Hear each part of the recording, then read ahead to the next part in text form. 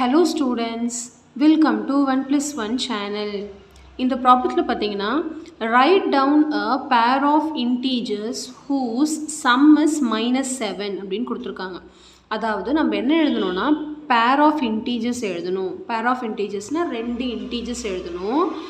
என்ன இன்டீஜர் எழுதணும்னா whose sum is -7, அதாவது அந்த 2 இன்டீஜரையும் ஆட் பண்ணால் -7 வரணும். இந்த மாதிரி 2 இன்டீஜரை நம்ம எழுதணும். சரிங்களா? எனி நம்பர் எழுதிக்கலாம், எனி இன்டீஜர் எழுதிக்கலாம். ஆனால் ஒரே ஒரு கான்செப்ட், ஆட் பண்ணால் -7 வரணும். சரிங்களா? Some of. ஓகே, இப்போ நம்ம ட்ரை பண்ண போகிறோம். இப்போ எந்த நம்பரெல்லாம் ஆட் பண்ணால் 7 வரும்னு ஃபஸ்ட்டு நம்பர் எடுத்துக்கோங்க, அதுக்கப்புறம் நம்ம சைனுக்கு போகலாம். சரிங்களா? ஸோ இப்போ நமக்கு தெரியும் 5ஐயும் 2ஐயும் ஆட் பண்ணால் 7 வரும். அடுத்து வேறு என்ன பண்ணிக்கலான்னு பாருங்கள். இப்போ 5 + 2 வந்து 7, ஆனால் -7 வரணும். நம்ம எப்போ இங்கே மைனஸ் போடுவோம்? ரெண்டுமே ஆட் பண்ணுறோம், ஆட் பண்ணால் தான் 7 வருது. அப்போ ஆட் எப்போ பண்ணுவோம்? சேம் சைனாக இருந்தால் தான் ஆட் பண்ணுவோம். ஸோ சேம் சைனாக இருந்தால் ஆட் பண்ணிவிட்டு அதே சைன் போடுவோம் இல்லையா? அப்போ சேம் சைனுங்கிறது எனக்கு என்ன வேணும்னா ரெண்டுத்துக்குமோ மைனஸ் வேணும். அப்போ எனக்கு வந்து -7 கிடைக்கும். இது ஒன்று தான் பாசிபிள்னு பார்த்தீங்கன்னா அப்படி கிடையாது, என்ன ஆன்சர்ஸ் வேணால் எழுதிக்கலாம். ஸோ ஒரு பேர் நான் கண்டுபிடிச்சிட்டேன், பேராக இதை எழுதணும். -5, -2. இப்போ அடுத்து வேறு என்ன ஃபைண்ட் அவுட் பண்ணலாம்? -7 வரணும். பார்த்தீங்கன்னா ஒரு வேறு ஒரு நம்பர் எடுத்துக்கலாம். 12 அண்ட் 12லேருந்து எதை மைனஸ் பண்ணால் 7 வருதுன்னு பாருங்கள். 5ஆ? 5. 12 - 5 7. சரி, 12ம் 5ம் ஒரு பேர் எடுத்திருக்கேன். இப்போ சைனுக்கு வரணும். இது ரெண்டுத்தையும் சப்ராக்ட் பண்ணால் தான் 7 வரும், ஆனால் -7 வரணும். சரி, எப்போ நம்ம 2 நம்பரை சப்ராக்ட் பண்ணுவோம்? டிஃப்ரெண்ட் சைனாக இருந்தால், அதாவது ஒரு நம்பர் ப்ளஸ்ஸாகவும் ஒரு நம்பர் மைனஸாக இருந்தால் டிஃப்ரெண்ட் சைனாக இருந்தால் சப்ராக்ட் பண்ணிவிட்டு பெரிய நம்பரோட சைன் எழுதுவோம். இங்கே என்ன சைன் இருக்கோ அதை பெரிய நம்பருக்கு கொடுத்துருங்க, அவ்வளோதான், முடிஞ்சிருச்சு. -12. So -12 and 5. ஓகே, ஸோ இன்னொரு பேரும் நான் கண்டுபிடிச்சிருக்கேன். -12, 5 போதும், ஒரு பேர் எழுதுனா போதும். ஓகே, ஸோ இந்த மாதிரி வெரைட்டி ஆஃப் ஆன்சர்ஸ் இதுக்கு கண்டுபிடிக்கலாம். Okay, next differences -10. இப்போது டிஃப்ரென்ஸ், இப்போ இவ்வளோ நேரம் சம் பார்த்தோன்னே இப்போ டிஃப்ரென்ஸஸ் -10 வரணுமா? 2 நம்பர் டிஃப்ரென்ஸ் பண்ணால் -10 வரணும். ஸோ அந்த மாதிரி ஒரு பேர் எழுதுங்க அப்படின்னு சொல்லியிருக்காங்க. சரி, இப்போ நம்ம என்ன பண்ணலான்னு பார்த்தீங்கன்னா 5ஐயும் 5ஐயும் பண்ணால் 10 வரும். கரெக்டுங்களா? ஆனால் எனக்கு இங்கே மைனஸ் இருக்குது. மைனஸ் இருக்கும்போது கொஞ்சம் கேர்ஃபுல்லாக இருக்கணும். சரிங்களா? இப்போது 5 - 5 வந்து 0 வந்துடும். கரெக்டுங்களா? இப்போ எனக்கு என்ன வேணும்னா -10 வரணும். அப்போ நம்ம என்ன பண்ணணும்?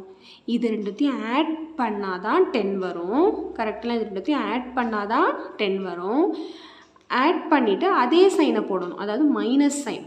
அப்போ இந்த 2 நம்பருமே மைனஸாக எனக்கு இருக்கணும். சைன், இதோட சைன் வந்து நெகட்டிவாக இருக்கணும். சரி, இப்போது இந்த எப்படி நம்ம சப்ராக்ட் பண்ணுவோம் 2 இன்டீஜரை? இப்போ இதோட சைன் என்னது? ப்ளஸ். இப்போ இதை அடிட்டிவ் இன்டீஜர் எடுக்கும்போது இது மைனஸ் ஆகிடும். கரெக்டுங்களா? அப்போ எனக்கு போதுமானது இங்கே ஒரு மைனஸ் கொடுத்துட்டோன்னா இதை சால்வ் பண்ணால் என்ன வரும்னா -5. அடுத்து இங்கே என்ன வரும்? -5. இங்கே வந்து minus into plus -5. -5 will become -10. அதாவது சப்ராக்ஷன் ஆஃப் 2 இன்டீஜர்ஸ் நம்ம எப்படி பண்ணுவோம்? அடிட்டிவ் இன்வர்ஸ் எடுத்து பண்ணுவோம். அதாவது ஃபஸ்ட் இன்டீஜர் அப்படியே எழுதிட்டு இந்த subtraction becomes addition, then take the additive inverse of the next number. இந்த நம்பருக்கு அடிட்டிவ் இன்வர்ஸ் எடுக்கணும். அடிட்டிவ் இன்வர்ஸ் எப்படி எடுப்போம்? +5னா -5. இப்போ சப்ராக்ஷனோட அடிஷனோட ரூலை அப்படியே ஃபாலோ பண்ணணும். ஸோ போத் ஆர் சேம் சைனாக இருக்கிறதுனால ஆட் பண்ணிவிட்டு அதே சைன் போகணும். ஸோ இப்போ ஆன்சர் நம்ம என்ன இன்டீஜர் எடுக்க போகிறோம்னா -5 அண்ட் -5 எழுதக்கூடாது, டிஃப்ரென்ஸ்னு சொன்னதுனால -5, 5. ஏன்னா ஆல்ரெடி டிஃப்ரென்ஸ் கண்டுபிடிக்கிறதுனால தான், இது ரெண்டுத்துக்கும் டிஃப்ரென்ஸ் கண்டுபிடிக்கிறதுனால தான் -10 வருது. சரி, வேறு ஏதாவது பேர் இதே மாதிரி ட்ரை பண்ணலாமா? என்ன பண்ணலான்னு பாருங்கள். 15ம் 5ம் எடுத்து நம்ம ட்ரை பண்ண போகிறோம். சரிங்களா? 15, 5 ரெண்டுத்தையும் சப்ராக்ட் பண்ணால் -10 வரணும். அப்போ நம்ம என்ன பண்ணுறது அப்படின்னு பார்த்தீங்கன்னா, இங்கே என்னால் மைனஸ் கொடுக்க முடியாது. இங்கே மைனஸ் கொடுத்தா மட்டும்தான் இங்கே மைனஸ் வரும். சரிங்களா? சரி, -15 இப்போ என்ன பண்ணுறதுன்னு பார்த்தீங்கன்னா, இப்போ இது -15 -5 இப்போ -20 வருது. எனக்கு என்ன பண்ணணும், இது ரெண்டுத்தையும் சப்ராக்ட் பண்ணுற மாதிரி வரணும். ஸோ சப்ராக்ட் பண்ணுற மாதிரி வரணும்னா இதுக்கும் மைனஸ் கொடுத்துட்டா சரியாயிடும். ஏன்னா -15 மைனஸ் இன்ட்டு மைனஸ் ப்ளஸ் 15, அப்போ -15 + 5 will become -10. ஸோ இன்னொரு பேரும் நான் கண்டுபிடிச்சிருக்கேன். -15, -5 இதோட டிஃபரன்ஸும் -10. சரிங்களா? இப்போது இன்டீஜர் பொறுத்த வரைக்கும் டிஃப்ரென்ஸ் சம் அப்படின்னா சம் பண்ணுங்க, டிஃப்ரென்ஸ் பண்ணுங்க அப்படின்னு தான் அர்த்தம். அதாவது இன்சர்ட்டிங் த ஆப்ரேஷன் மட்டும்தான் இதோட மீனிங். புரியுதுங்களா? அதாவது சம் அப்படின்னா இதோட ஆப்ரேஷன் அடிஷன். ஆனால் இதை ஆட் பண்ணணும்னு இல்லை, இன்டீஜரோட ரூல் தான் ஃபாலோ பண்ணணும். இன்டீஜரோட ரூல் எப்போயுமே சேம் சைனை ஆட் பண்ணிவிட்டு அதே சைன் போடணும். டிஃப்ரெண்ட் சைனாக சப்ராக்ட் பண்ணிவிட்டு பெரிய நம்பரோட சைன் போடணும். இந்த ரூல் தான் ரொம்ப ரொம்ப இம்பார்ட்டன்ட். சரிங்களா? இப்போ அடுத்த சம் பார்த்தீங்கன்னா சம் இஸ் 0 அப்படின்னு கொடுத்துருக்காங்க. இதே மாதிரி தான் எந்தெந்த நம்பர்ஸில் ஆட் பண்ணால் 0 வரும். ஸோ நமக்கு தெரியும் ஆட் எப்போ, ரெண்டு நம்பரையும் எப்போ ஆட் பண்ணால் 0 வரும், ஒரு நம்பரையும் அதோட ஆப்போசிட்டையும் அதே நம்பரோட ஆப்போசிட்டையும் பண்ணால் மட்டும்தான் நம்மளுக்கு என்ன வரும், 0 வரும். சரிங்களா? So number and it's opposite additive inverse. Okay, so ரொம்ப ஈஸி சம் தான்.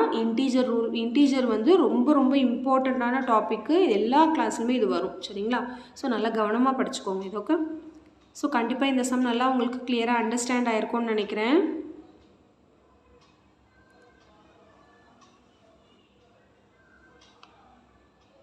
So thank you so much for வாட்சிங் ஸ்டூடெண்ட்ஸ். Bye bye.